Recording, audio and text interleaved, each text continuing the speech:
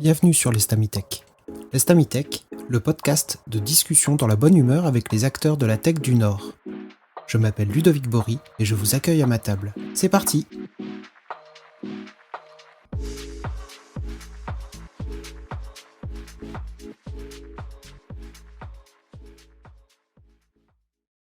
Il se passe quelque chose d'étrange ces derniers mois chez les acteurs de l'intelligence artificielle. On sait depuis le premier jour qu'on ne connaît pas le vrai coût de tous ces outils que l'on utilise. Et vient le jour où ils ont besoin de faire rentrer de la trésorerie pour justifier des valorisations délirantes.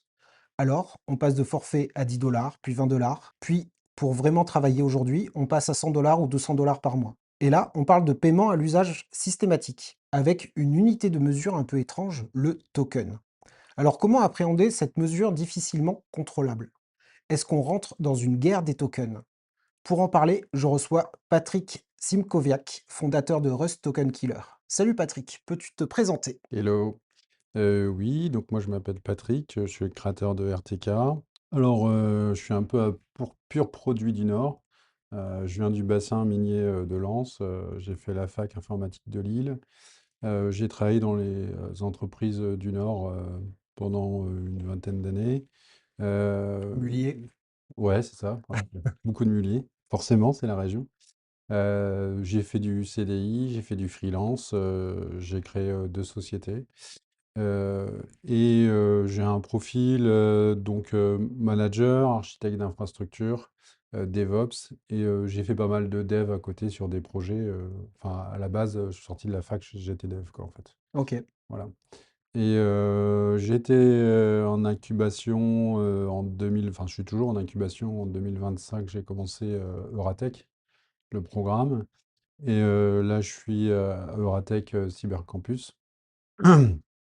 Je fais, alors on peut attaquer sur le sujet de l'IA en parfait, fait. vas-y. Donc, je fais, de l'IA, je pense un peu comme tout le monde. J'ai fait Joujou, à partir d'il y a 1 an à peu près, je pense. D'abord avec de la complétion, de code, et on trouvait déjà que c'était intéressant, mais bon, ça allait pas plus loin. Je crois que les premières vraies sessions de vibe coding, on va dire entre guillemets, où je laissais l'IA faire, c'était en juillet ou quelque chose comme ça, avec Gemini. Bon, c'était pas hyper performant, beaucoup d'hallucinations, ça faisait quelques trucs. J'ai Adrien qui travaille avec moi depuis quelques années, qui m'a dit de tester Claude Code. Alors je crois que j'ai fait ça en septembre 2025. Ok. J'ai démarré Claude Code, ce qui est Opus quand même. 4, 5, Ouais, ouais, ouais. qui a été vraiment un shift, hein, quand même, en vrai. Ouais, alors c'est déjà quand j'ai commencé, c'était pas mal. Et en novembre, là, c'était waouh. C'était vraiment impressionnant tout ce qu'il savait faire sans se tromper. Vraiment impressionnant. Et donc j'ai repris des anciens projets qu'on avait mis un peu, enfin, que j'avais arrêté, qui étaient partis à la poubelle parce que pas de développeurs, etc. Bah, il réussissait à les refaire d'une manière assez incroyable. Et donc j'ai été confronté rapidement bah, à des limites session reach. Fin de votre forfait, c'est fini, rentrez chez vous, Ou ne attendez faites plus 5 rien. heures avec Ouais, Claude. attendez 5 heures, attendez la fin du mois. Bah, j'ai eu, au fur et à mesure, de plus en plus. Et je crois que c'est en décembre 2025 où j'ai eu ça. J'avais un gros LS de Claude Code. Il liste tous les fichiers. Il m'a listé 50 fichiers. À chaque fois, je voyais tu sais, les droits du répertoire, homme Patrick, et puis après, juste le nom du fichier parce qu'il voulait les noms de fichiers. Et juste à la fin, il me fait la session terminée, trop de tokens, quoi. Je fais putain, c'est con. Ouais. Il a mis mon nom 50 fois, il a mis homme 50 fois, il a mis tous les paramètres et il s'en fout, vous voulez juste les noms de fichiers. Et donc j'ai commencé un projet par rapport à ça. Je me suis dit, bah, je vais mettre un truc où il va pas avoir tout ce qu'il y a derrière, il va avoir vraiment que ce qu'il veut en fait. Ok. C'est comme ça, je commençais à réfléchir. Alors j'ai d'abord, alors c'est marrant parce que maintenant il y a des pistes de gens qui commencent à faire ça aussi, mais je l'avais testé en décembre 2025 de mettre un LLM, tu sais, le local. Mhm. Sur le principe, bah, c'est moins cher. Et après, j'envoie ce qui est cher à du cloud pour faire un truc un peu plus intelligent.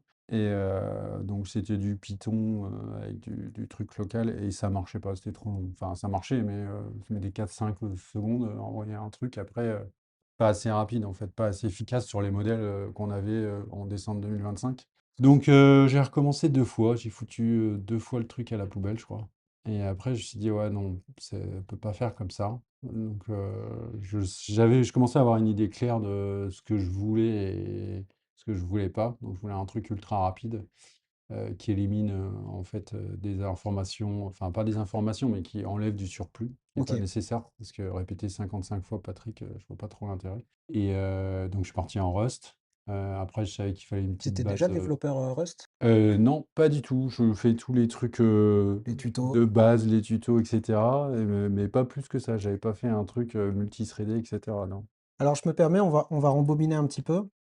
Déjà, tu t'es fait un QB sur des sujets de l'IA ou pas? Non, c'était pour Kexa. C'est un produit que j'ai développé avec, d'autres personnes, pendant 3 ans, qui est un CSPM, souverain, open source. Donc c'est un concurrent, bah, des Prisma et cetera. Ok, Donc tu le lances et puis ça te donne des configurations qui sont, pas, correctes, sur les cloud providers. ok, ok.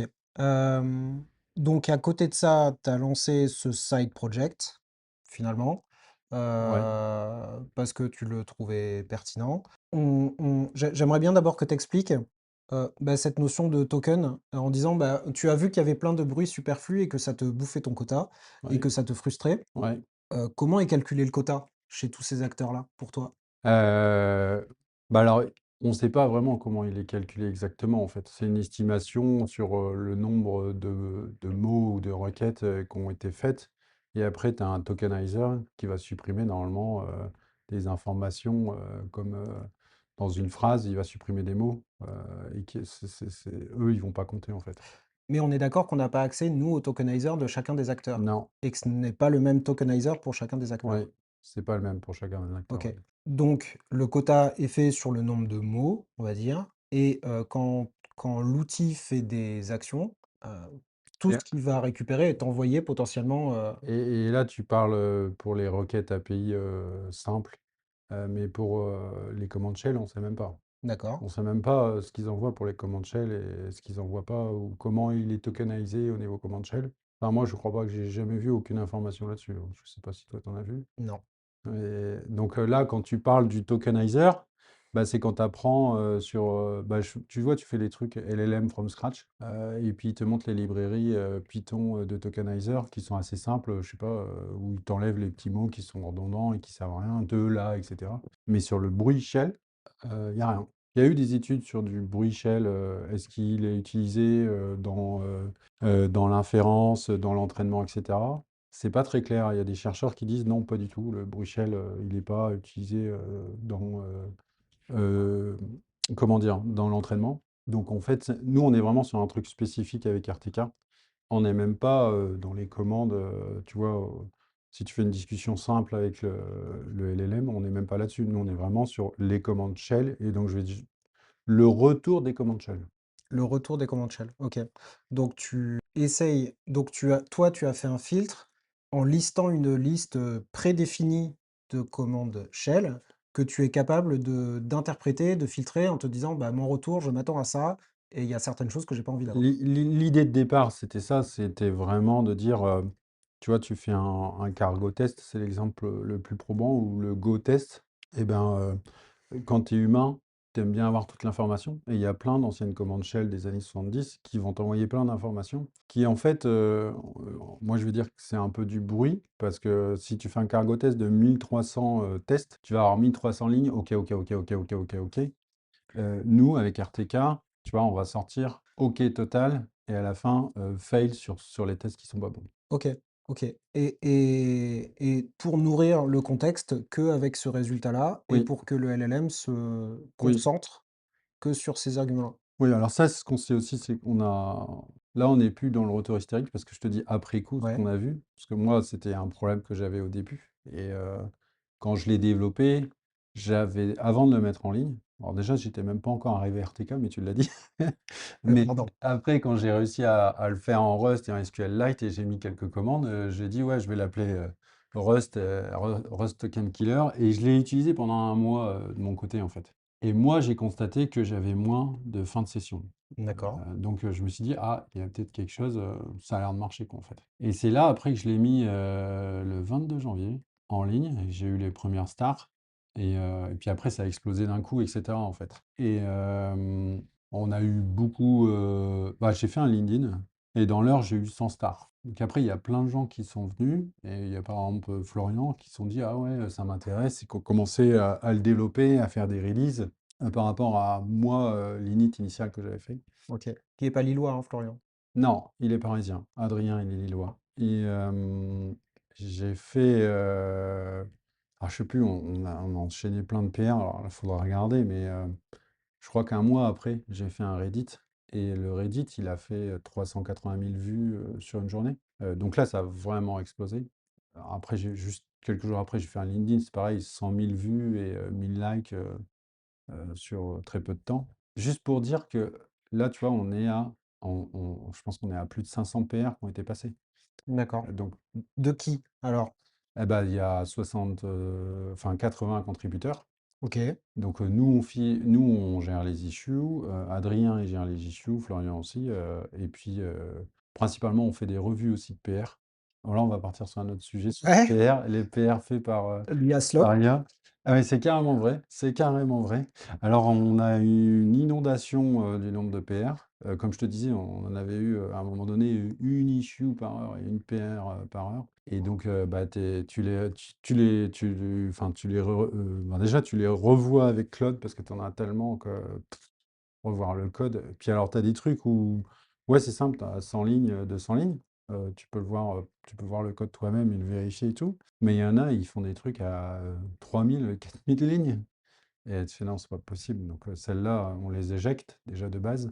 Puis après, tu as aussi les PR où ils ont mis un sujet, je vais corriger ça.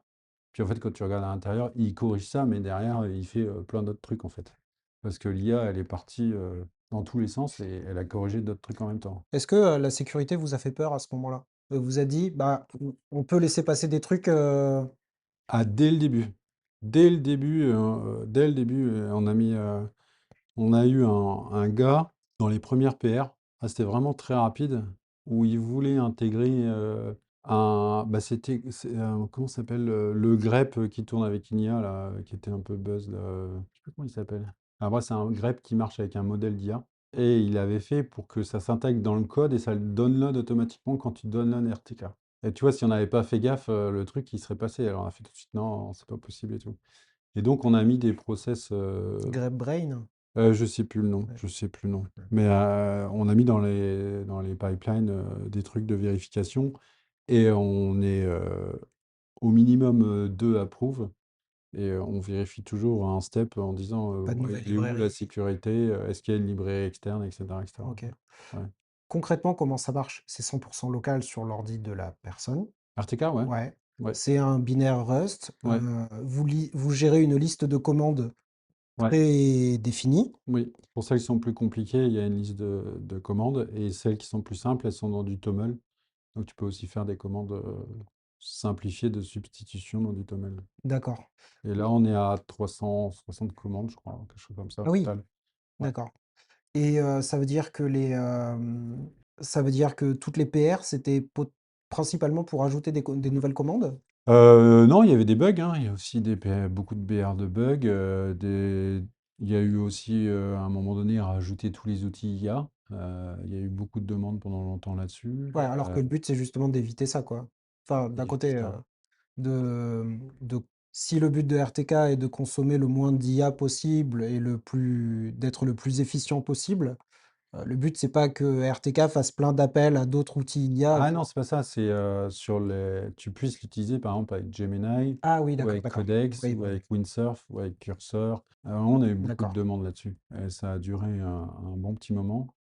Puis en plus, il y a que Claude à l'époque qui avait le hook. Et puis il y avait même avant, quand moi j'avais développé, il n'y avait même pas de hook en fait. C'était juste Comment tu faisais alors? bah, dans un prompt et où je disais à l'IA, bah vas-y, t'as RTK, fais un moins version et regarde les commandes que tu as et puis utilise-le quoi. Et ça D'ac marchait. Mais bon, c'était pas aussi efficace, mais ça a marché. d'accord. Donc, là, il y a un hook. Pour Oui, chaque commande qu'il essaye de faire, le hook l'intercepte et remplace par RTK le nom de la commande? oui, D'accord, en Rust. À un moment donné, c'était en shell, maintenant c'est en full Rust. OK. Ouais. Et donne, en sortie le résultat de RTK, le nom de la commande, Oui, plutôt que la commande oui, elle-même. Oui, Ok, et après, il y a des options de pass-through. Donc, l'IA, elle peut dire, non, je dégage RTK et je veux pas utiliser. Et là, on réfléchit à mettre des niveaux certainement d'agressivité, en fait. Un, 2 ou 3 pour dire neutre, plus agressif, pas du tout, quoi. d'accord. Sur le remplacement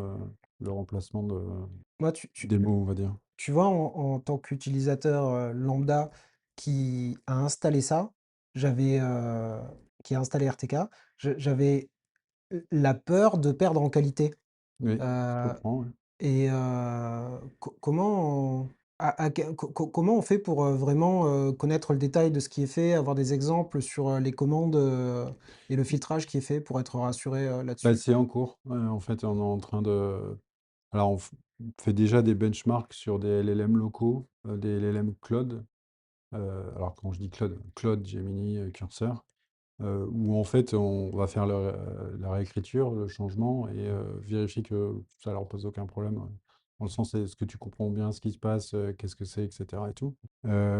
Mais il y a eu certaines versions sur certaines commandes où ouais, ça a bouclé sur certains trucs parce que ils comprenaient pas tout, enfin certains modèles. Donc on corrige ça, on fait gaffe à ça, on fait des benchmarks en interne, mais on va les rendre publics dès qu'on peut Ça marche. sur qu'est-ce qui se passe exactement pour être le plus clair, quoi. Mais ils ont tous des Après, hooks maintenant? non, pas tous. Gemini là, je crois maintenant. Euh, et Codex, c'est bien possible aussi. Ok. Mais c'est en train de copier ce que fait Claude Code, oui. Bah, ils se copient tous les uns les autres, Ouais, hein. après, le hook, c'est vraiment super pratique, ouais. Ouais. Ouais. Donc, c'est pas une mauvaise idée. Mais après, sur ce que tu veux voir aussi, c'est open source. Donc, tu peux très bien lancer un Claude et puis qui vérifie. Tu lui demandes des trucs, il va vérifier dans le code et il va te le dire. Ou même sur la sécurité, hein. Je sais qu'au début, il y a pas mal de gens qui m'ont dit ouais, mais comment vous savez que vous n'êtes pas un fake project qui allait prendre toutes nos données et les envoyer, je sais pas où. Je lui ai dit ben, regardez avec votre Claude ou autre chose, regardez le code, tout est open source. J'ai vu le mot RGPD sur le site. Ouais, c'est pour la télémétrie. Ouais. Ouais, C'est pareil, c'est quelque chose que vous avez vite prévu? Parce qu'en fait, je crois qu'on se rend pas compte de la temporalité de tout ça. Mais 9 semaines.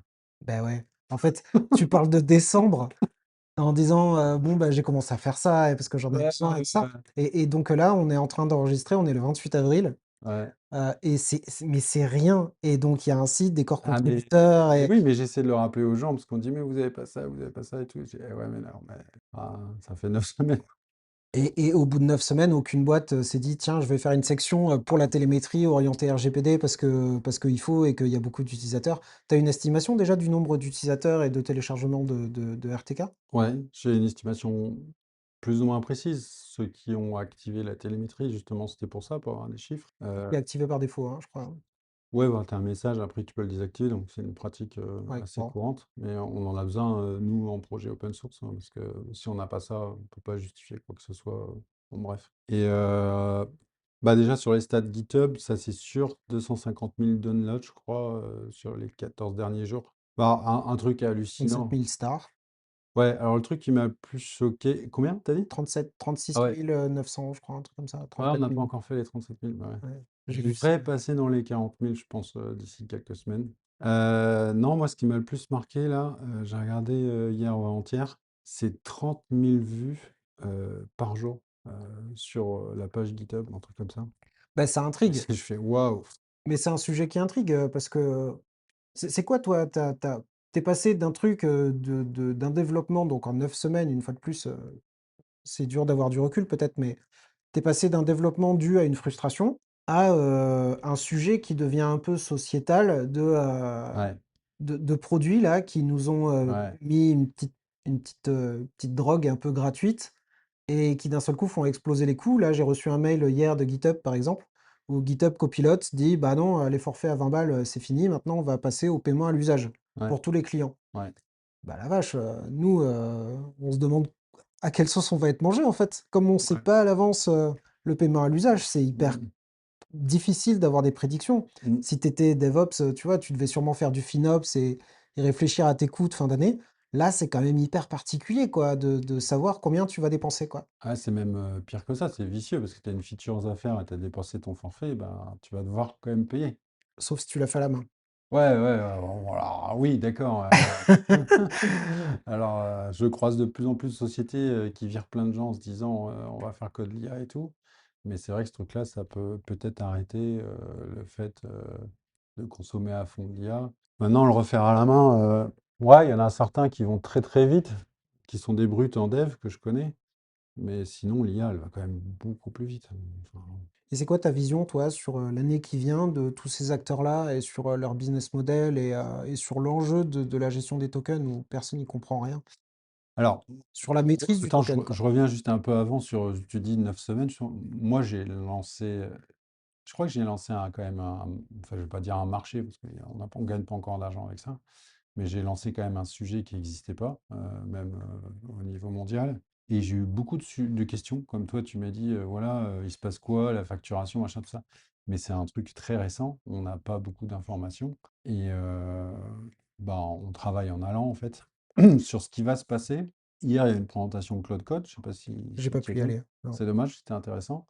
Mais il parlait d'un forfait qui pourrait augmenter et qui pourrait aller peut-être jusqu'à 2000, 5000 euros. Donc il y a des gens sur Internet qui se posent la question, que feriez-vous si le forfait passait à 5000 $ par mois? Donc c'est marrant, il parlait de ça, que le token deviendrait de plus en plus cher. Alors c'est marrant, le token va coûter cher, oui. Parce que aujourd'hui, ce sont des outils qui démultiplient ta productivité. Oui, Mais je trouve que, en fait, à partir du moment où tu as un facteur de démultiplication, ça met une pression d'autant plus forte sur les gens.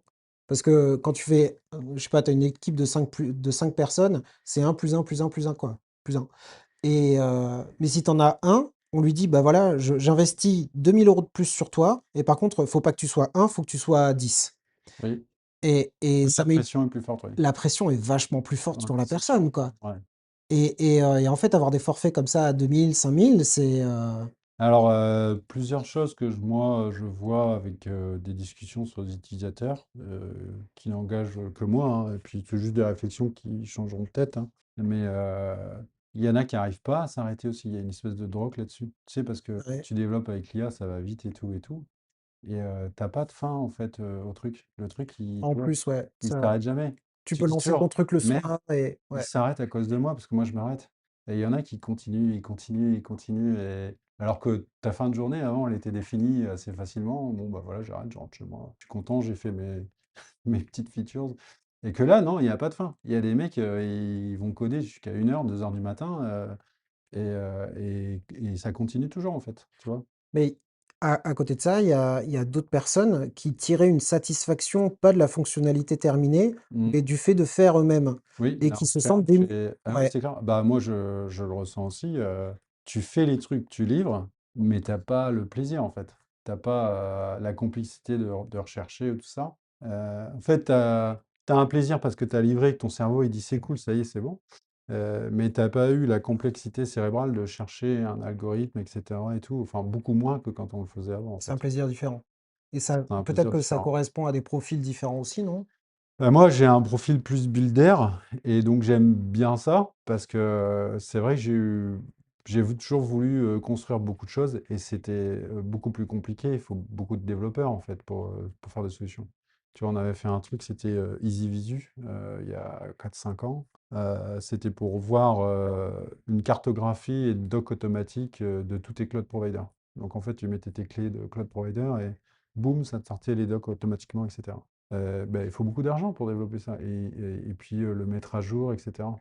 Et donc, tu peux pas on pouvait pas se positionner sur des outils comme ça, c'est trop compliqué. Mais l'IA maintenant nous permet d'arriver sur des outils beaucoup plus compliqués et c'est ça qui est rigolo aussi, c'est que, bah, moi j'ai développé un truc, je suis RATech, est-ce que j'aurais pu le faire, heu et concurrencer des Américains qui ne l'ont pas encore sorti, tu vois? Mais est-ce que, pour la peine, un truc que tu développes aujourd'hui a encore de la valeur si finalement tout le monde est capable de le refaire hyper rapidement? Alors, la valeur se déplace.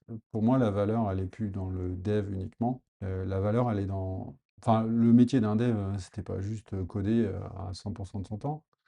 C'est d'aller en réunion, c'est de comprendre le business, c'est de répondre aux features, etc. Enfin, c'est plein de choses en fait. C'est pas juste coder. Alors, le juste coder, maintenant, peut-être c'était 15% de votre temps. Enfin, tu peux peut-être mieux me dire que, mais je pense ça, 15-20%, non, de coder. Bah, oui, oui, pour moi, oui, ça doit être ça, ouais. Et bah maintenant, il va tomber à. Et encore, je sais pas s'il va tomber. On va te Non? demander plus de boulot Oui, pour 15% du temps. bien Voilà. sûr! Bien En sûr fait, tu vois, que il va pas tomber, en fait. et avec la peur, je trouve, moi, je trouve la peur de la concurrence. Ah, Ça mais c'est sûr. Et on va te dire, mais ton voisin, enfin, même pas dans ta boîte, mais je Ouais, comprends pas, la boîte d'à côté, ils ont fait 10 features, t'en as fait exactement, qu'une, toi. exactement. En fait, on a sacrifié quelque part, mais ça sera discuté avec d'autres personnes, hein, mais la qualité sur la rapidité, mais qui correspond quand même à la société qu'on a. On veut des trucs rapides, buildés rapidement, et qui répondent à peu près à ce qu'on veut faire. On en parle, souvent, ici, là, on est dans les bureaux de ma boîte chez Carnot. On en parle souvent, avant, il y avait le triangle, coût, qualité, rapidité Mm, et il fallait faire une concession sur un des 3, quoi. mm, Et je sais pas trop à quoi il ressemble ce triangle aujourd'hui parce que le coût baisse pour la peine, la rapidité a vachement augmenté. Il mm, y a toujours un enjeu beaucoup plus fort de qualité, parce qu'on n'a plus forcément 100 de la maîtrise de ce qu'on génère et avoir comme ça cette espèce d'équilibre mm, entre tout ça, ça devient vraiment hyper délicat, quoi. mm, Ah, et on sait que notre entreprise est la même que tous les autres et tout le monde a accès aux mêmes outils pour pas cher et peut-être de plus en plus cher. Et mm, toi, tu as une réflexion pour créer un contre-produit qui n'était pas prévu par ces acteurs-là, parce que mm. finalement, donc est-ce qu'il va y avoir une guerre du token, une guerre du business model, une guerre de la productivité? On j'ai du mal à savoir à quoi ça va ressembler et finalement, tu réponds quoi à tous ces gens qui t'ont posé la question sur ce qui va se passer dans les prochains mois, qu'on ne sait pas et qu'on agit en réaction aujourd'hui? Je pense, moi, qu'il va y avoir un mouvement, et on le voit déjà sur bah, plus de gouvernance, plus de contrôle de qualité. Euh, Après, moi, c'est ce que je pense aussi, plus de liberté dans le sens de ce que tu peux utiliser. Aujourd'hui, c'est que du cloud code, il y en a beaucoup qui utilisent ça. Enfin, il y a aussi du Codex et du Gemini, mais d'ailleurs, je connais même des développeurs, c'est en vrai, qui ont 3 forfaits différents et qui switchent sur les forfaits. Donc moi, je pense qu'il y aura plus comme ça, s'il y a Claude qui augmente vraiment le forfait, on va avoir plus de développeurs avec des forfaits pour pas être arrêtés dans un coin, et ils vont basculer sur les forfaits petit à petit. Et donc, il faudra des outils qui permettent bah, de pouvoir utiliser tous les différents IA sans que ça soit problématique, en fait. Alors, bonne transition. Je crois que donc, tu as créé, tu créé une structure, une entreprise Oui, autour de RTK, oui, RTK AI, ouais. qui a 3 outils et entre autres un outil de mémorisation de contexte, il me semble. Ah, tu es bien renseigné. Oui, oui, tout à fait. Et Ouais, et c'est vrai et et que donc j'ai pas poussé et que... Ouais, ouais. ouais et j'ai vu ça et je sens la petite transition entre ce que tu es en train de dire. Si on a envie de s'affranchir un petit peu de l'outil qu'on est en train d'utiliser, parce que c'est quand même vachement bien, si je dis à Claude aujourd'hui: «Hey, j'ai fait quoi hier?» bah, il va être capable de me ressortir les échanges que j'ai eus avec lui et tout ça. Mmh. Par contre, si tu as envie de t'affranchir un petit peu de l'outil, j'imagine que c'est la logique que tu es en train Ouais, c'est ça, ouais. d'avoir un outil de mémorisation de Ouais, contexte qui te permet de switcher un petit peu. Tu veux ouais, nous en c'est parler ça. un peu? Ouais, c'est ça, bah, c'est ICM, en fait, dans RTK AI, on va se positionner sur, bah, la facilité, d'utiliser les agents IA ou le vibe coding, alors tous nos outils sont open source pour la partie solo, et après, bah, les outils, il faut bien vivre, seront payants pour la partie enterprise, ce qui est normal. Et ICM pour la partie solo, c'est une mémoire sur une Rust, donc SQLite, toujours la même chose. Je commence à être un peu fan de ça. SQLite, moi, je découvre et c'est quand même vraiment cool en vrai. Ah bah carrément, ouais. Ouais, ça date de quand même une bonne trentaine d'années. C'est hyper rapide, hyper éprouvé, et ça tourne partout, ouais. Hyper portable, facile à sauver, Ouais, ouais. ouais, c'est cool. Et là, l'idée, c'est que tu lances ton Cloud Code, ça le sauvegarde dans la mémoire SQLite, et puis après, tu lances ton Gemini, tu peux faire un ICM recall, et tu récupères en fait tes mémoires qui ont été sauvegardées, donc de manière agnostique sur tous les agents, les agents de tools. Voilà. OK. Donc c'est du chargement de contexte global finalement? Sur des mémoires, après, il y a un système de poids, il y a un système d'oubli sur la mémoire si tu n'utilises pas, il y a un système de vectorisation, mais en gros, c'est ça, c'est une mémoire partagée sur différentes IRA. Et j'aimerais bien arriver aussi à un système où quand tu allumes Claude ou un autre agent, il retrouve vraiment son contexte et tu sois pas obligé de redire, ah, en fait, Il y a une question qui se pose aussi, je vois souvent, bah, sur, le Slack, de dev AI et compagnie, mm, de plein de gens qui se disent: «Quelle est la bonne méthode pour, au sein d'une entreprise, partager, tous mes skills, partager avoir des skills par projet, mhm, des bonnes pratiques?» mm, Aujourd'hui, on a positionné, des, fichiers de conf, des agents.md, claude.md un peu mhm, partout et qui sont un peu mm, chiants quoi, des mm. skills.md. Est-ce que toi, tu t'imagines avoir comme ça des espèces de serveurs, qui soient des trucs qui exposent, avec de la gestion de droits, des skills et ce genre de trucs ou, Non, mais on va peut-être y répondre certainement à un moment donné, c'est dans sans en dire plus précisément. d'accord, d'accord. Mais parce que c'est ouais, j'ai le sentiment que c'est une question que tout le Ah monde se bah, c'est pose. bien, tu confirmes mes hypothèses. Très bien, très bien. Donc pour la peine, toi, tu étais dans un projet d'incubation, à Euratech Ouais. et tu t'es dit: «Bah, là, il y a vraiment un truc avec RTK». Vous avez créé une structure Ah, et je l'ai pas vu tout de suite, hein, tu sais, j'ai vraiment mis open source parce que moi, ça me c'était on vraiment parle de décembre, hein, je rappelle, ah une oui, fois que ouais, ça voilà. Mais je veux dire, à la base, c'était pour aider un peu. J'avais pas imaginé ça. Et c'est vrai que, tu sais, j'ai été invité sur le dev Slack AI. ouais. Et puis, il y en a qui m'ont dit, ouais, c'est cool ton truc, mais j'aimerais l'avoir en réseau. Et puis, moi, j'ai ce problème-là, et moi, j'ai ce problème-là, et tout. Et je dis, ah ouais, en fait, c'est clair, quoi. Et donc là, c'est là que j'ai commencé à me dire, oh, bah, je vais le faire sur une société. Et de toute façon, si on veut développer RTK, faut pas se leurrer, c'est quand même compliqué sans avoir d'argent, etc. Ouais, mais c'est pas parce que tu crées une société que tu as de l'argent. Oui, après, il faut vendre, oui, c'est sûr. Qu'est-ce que tu as envie de faire avec ça? Avec, Avec, ta société, donc, vous voulez créer du produit autour de ça, faire du cloud? oui, Ouais, oui, créer des, parce que, comme je t'ai dit, créer des produits qui facilitent sur la partie IA et web coding. OK et nous, on a créé Carnot, donc on fête nos 10 ans cette année. Ouais. Créer une boîte, c'était 1 an d'incubation à Euratech et tu étudies, tu fais un prototype, tu Mm. fais des machins, des trucs. Aujourd'hui, tu as plus le temps de faire ça, quoi. Non. Ça se passe comment, d'incuber et de créer? Tu te crées quoi comme deadline et comment ça se passe, en 2026? J'aimerais bien sortir un truc là en juin ou fin juin. Déjà OK, un premier truc, dans 2 mois. ouais, c'est ça. Donc là, on est en train de finir de le construire. Mais déjà, juste sur la partie RTK, on va dire réseau globalisé, quoi, où tu as des infos, etc. Donc déjà ça serait bien, ouais. OK. Combien de corps contributeurs aujourd'hui, sur RTK? Bah, on a Adrien, on a Florian Tu et peux donner les noms de famille? Adrien Epling et Florian Brugnot. OK. Et on a Florian que vous connaissez peut-être, qui a fait un guide sur Claude? oui, bah, il fait plein de sujets. Il fait CC Board aussi là. Il fait Ouais, le bridge aussi, ouais. qui est une super idée là. Quand on n'a plus de forfait, on bascule sur du local. Et je pense que c'est une très bonne idée d'avenir. Il fait Star Mapper, qui était marrant parce que c'était un peu, ça a démarré où on avait plein de stars, tu sais, sur TK et du coup, on faisait en Python tout ça et puis après, je dis: «Oh, fais chier, je vais faire un truc». C'est pour savoir d'où viennent les Ouais, stars GitHub, c'est et ça? mais à la base, c'était parce que RTK, on avait plein de stars dans tous les sens. Donc ça a commencé un peu comme ça, quoi. Et ça marche comment, Star Mapper? Comment vous arrivez à faire le lien entre, une étoile et comment il arrive à faire le lien entre une étoile et la position de l'étoile? Ah, bah, à la base, c'est un script Python, je crois, qui est open source, D'accord, qui faisait ça. Enfin, ça a démarré comme ça. J'avais rajouté des trucs pour aller chercher des informations un peu sur d'accord, savoir à partir de l'email quelle est la d'accord. personne. Et donc en fait c'est ça, il a fait un truc enfin plus amélioré là-dessus, quoi.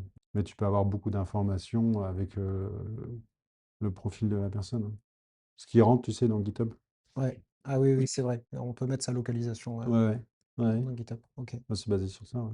Petite question générale, comment tu te sens là après, 4 mois, 5 mois de projet open source où tu t'es trouvé, des camarades de jeu, où tu as dû créer une boîte, où tu t'imagines un business model, où tu crées, tu as une deadline à moins de 6 mois pour la peine entre le début et la fin, où tu as dû gérer de l'open source avec, l'IA Slop, une PR par heure, les issues, la gestion de la sécurité, les petits trucs un petit peu bizarres, 80 contributeurs.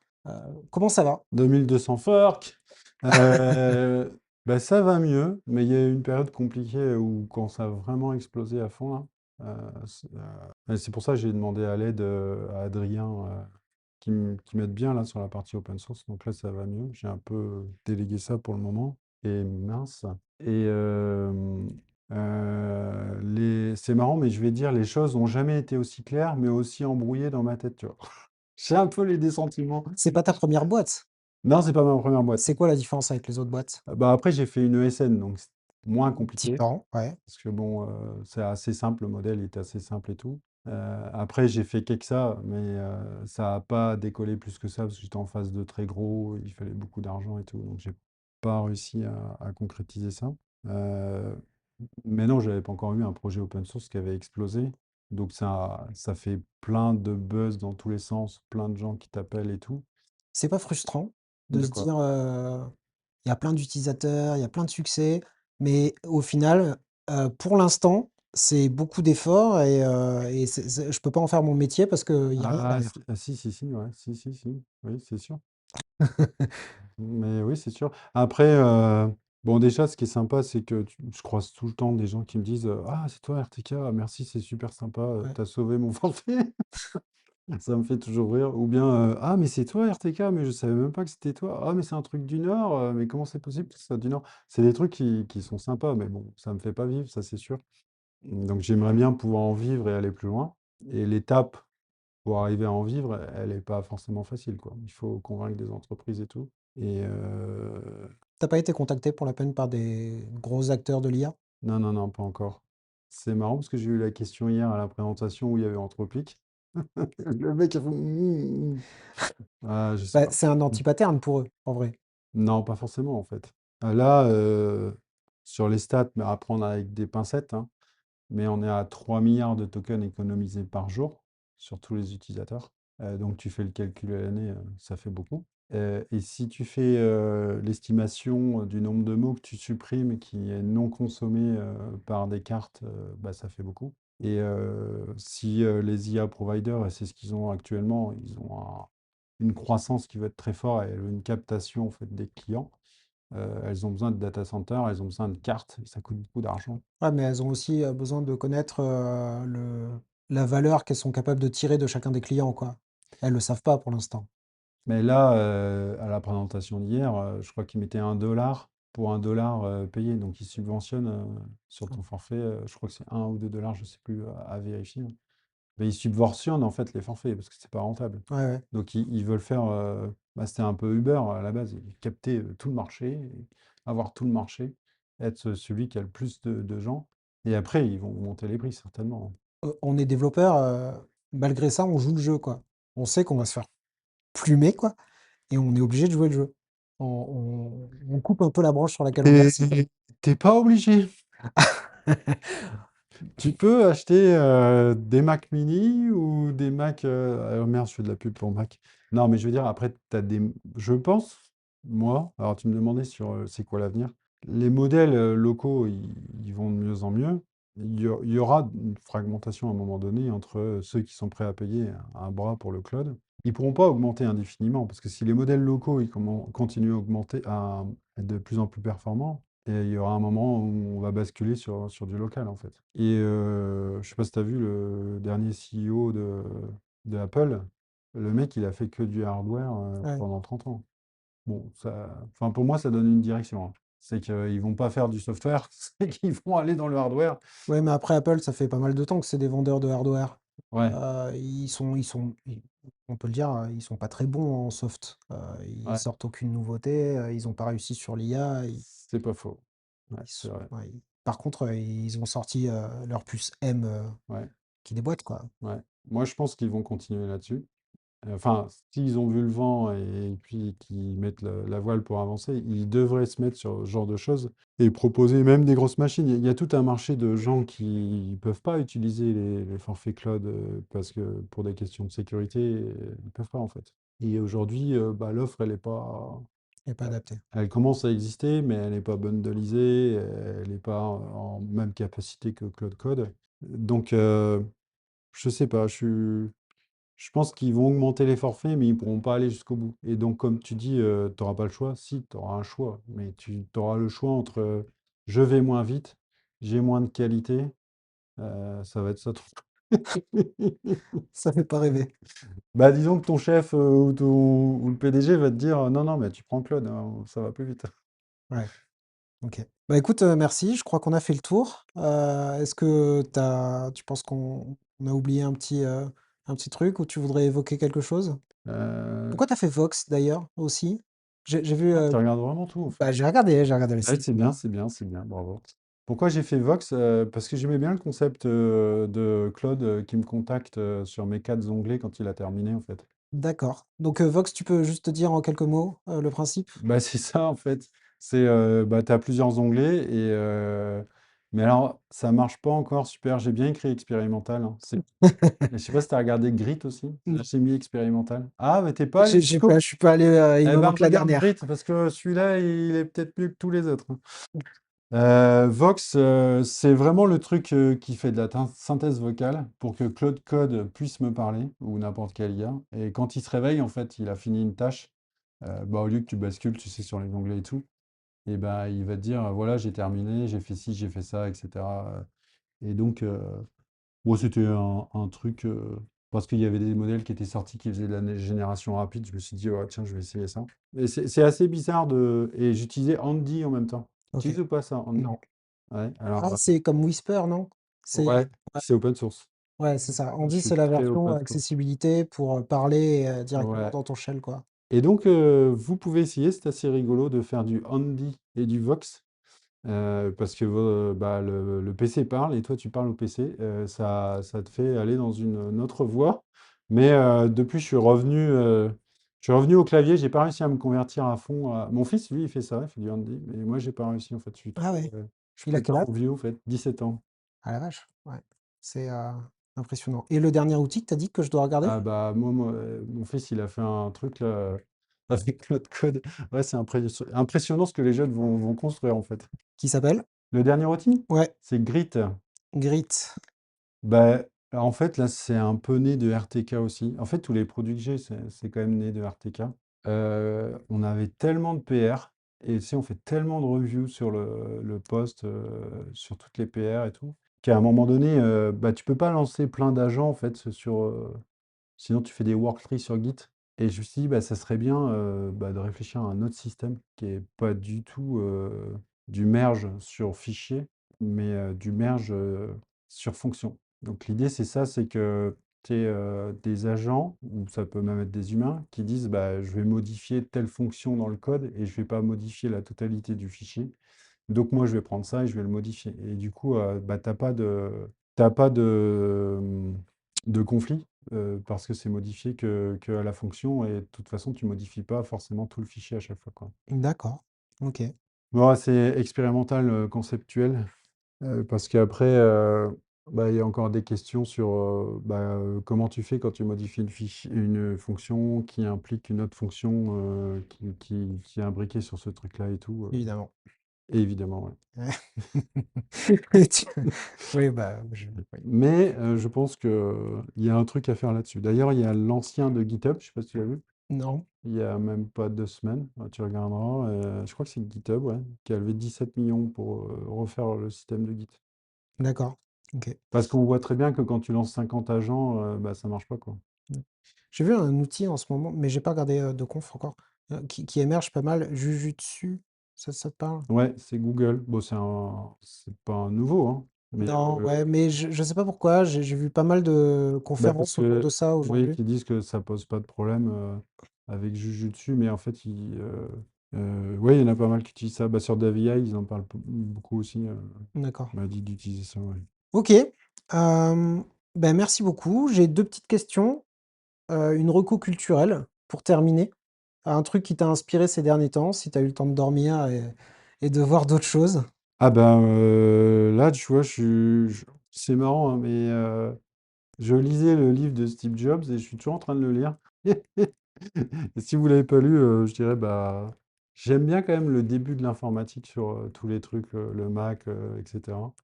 Et Bon, après, c'est plus compliqué, mais là, je suis arrivé à la partie des années 2000. Euh, c'est assez intéressant, je trouve, la Silicon Valley, etc. La coutume, ton resto préféré, Donc, moi, c'est la table de la plage à Audrecel. la table de la page à Bruxelles. Très bon resto, euh, un très bon cuisinière. Cuisinière. Ben, je te remercie, c'était passionnant. Aussi content qu'on ait un acteur du Nord qui se soit lancé comme ça.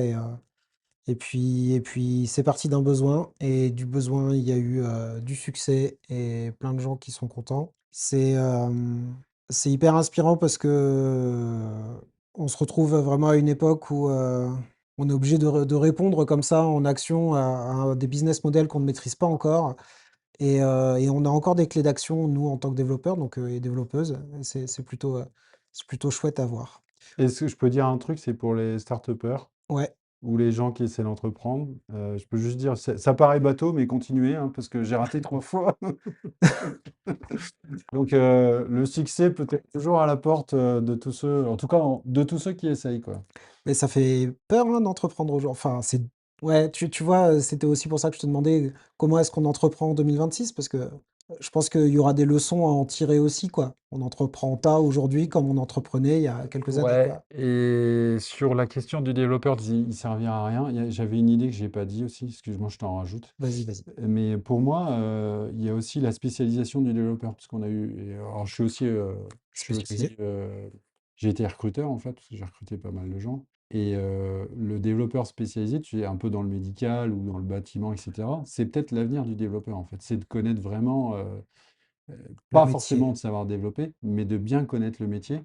Et tu te fais toujours embaucher facilement parce que oui, j'ai fait plein de projets sur le bâtiment, je connais toutes les normes dans le bâtiment, tout ce qu'il faut faire attention, etc.